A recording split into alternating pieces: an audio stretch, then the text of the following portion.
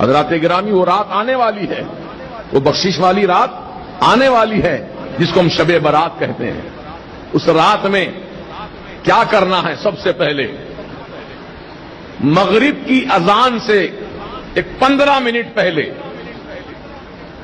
جیسے کہ 40-42 پر اذان ہو رہی ہے، تو آپ 5:25 پر بیٹھ جائیے ہاتھ میں تسبیح لے کر، اور 100 مرتبہ درود پاک پڑھیے، اور 40 مرتبہ لا حول ولا قوت الا باللہ العلی العظیم پڑھیے۔ تو اس عمل سے اللہ پاک 80 سال کے گناہوں کو معاف فرما دیتا ہے۔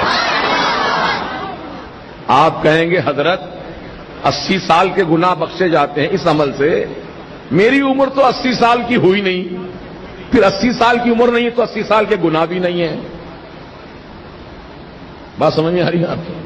اب آدمی اگر 80 سال کا ہے تو 80 سال کے گناہ بھی ہوں گے اس کے، لیکن جس کی عمر ہی 80 سال نہیں ہے، ابھی تو 10 سال کا ہے، 15 سال کا ہے، 20 سال کا ہے، 25 سال کا ہے، وہ پوچھتا ہے کہ میری نیکیاں تو، میرے گناہ تو اتنے نہیں ہیں، میں تو 25 سال کا ہوں، بھی 80 سال تو اور آگے بہت زیادہ مجھے جینا ہے۔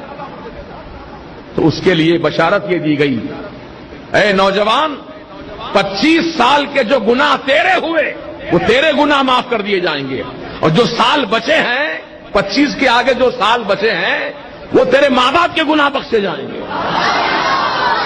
سبحان اللہ، یہ ہے اس عمل کی برکت۔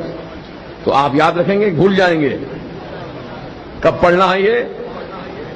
مغرب کی نماز سے پہلے، اذان سے پہلے۔ پھر اس کے بعد نماز مغرب ادا کیجیے،